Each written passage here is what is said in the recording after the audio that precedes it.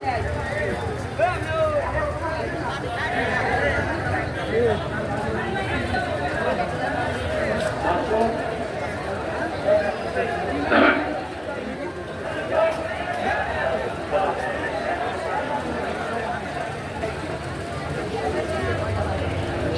উপস্থিতি, আসসালামু আলাইকুম।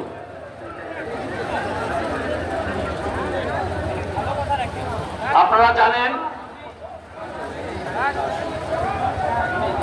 আমাদের এই মেহমান, আমাদের প্রাণ প্রিয় হুজুর ডক্টর এনায়েতুল্লাহ আব্বাসী হুজুর আমাদের এইখানে ঠিক এই জায়গায় আজ থেকে 10-12 বছর আগে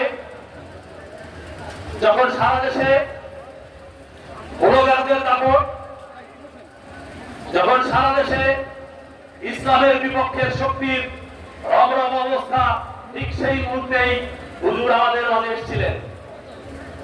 আপনারা অনেকেই জানেন সেই দিনের ঘটনা। আমাদের এখানে খুবই নগণ্য মুসলিমীয় কয়েকজন ব্লগার তাদের পক্ষ নিয়ে প্রশাসনের সহযোগিতায় আমাদের এখানে একটা ঝামেলা তৈরি করেছিল এবং মাহফিলটা নষ্ট করছিল। সেই দিন থেকে আমাদের এই তৌহিদি জনতা, ধর্মীয় জনতা, আমাদের এই গ্রামবাসীর আশা এবং ইচ্ছা ছিল হুজুরকে আমরা এখানে অত্যন্ত রাজকীয় একটা প্রত্যাবর্তন করাবো আল্লাহ পাকের রহমতে। আল্লাহ পাক আমাদের সেই তৌফিক দিয়েছেন। আল্লাহ পাক আমাদের সেই তৌফিক দিয়েছেন এবং হুজুর আমাদের মাঝে এসেছেন রাজকীয় ভাবে, এখানে আমাদের মেহমান হিসাবে এসেছেন।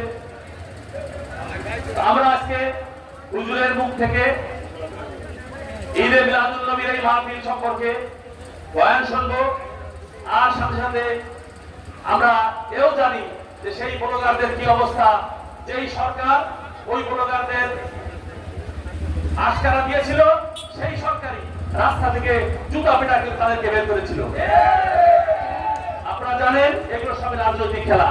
আমরা এখানে রাজনৈতিক বক্তব্য দেব না, আমরা এখানে ধর্মীয় আলোচনা হবে এবং সেই দিনকে সেই ঘটনা যদি হুজুরের কিছু মনে থাকে উনি হয়তো কিছুটা আলোকপাত করবেন সেই ঘটনা। আর আমরা এই গ্রামবাসী হুজুরের কাছে মাপ চাচ্ছি সেই দিনের সেই ঘটনার জন্য। আমরা দুঃখিত, আমরা ব্যথিত, আমরা মর্মাহত।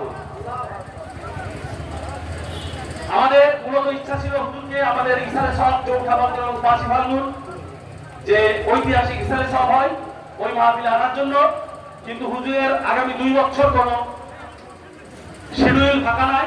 যে কারণে আমরা তড়িৎ হুজুরের অনুমতি নিয়ে আমরা গ্রামবাসীর সহযোগিতায় মিটিং ডেকে আমরা এই ঈদে মিলাদুন নবী উপলক্ষে হুজুর আসার ইচ্ছা পোষণ করেছেন। আমরা হুজুরকে আনার জন্য সর্বাত্মক চেষ্টা করেছি। ভুল ত্রুটি হলে আপনারা ক্ষমা করবেন। আমরা আবারও সেই দিনকে সেই ঘটনার জন্য হুজুরের কাছে ক্ষমা প্রার্থনা করে আমি আমার বক্তব্য শেষ করছি এবং হুজুরকে মূল্যবান বয়ান পেশ করার আগে আমাদের ইমাম হাফেজ আনিসুজ্জামান পবিত্র কোরআনের পাঠ থেকে তেলাওয়াত করবে, তারপরে হুজুরের বয়ান শুরু হবে।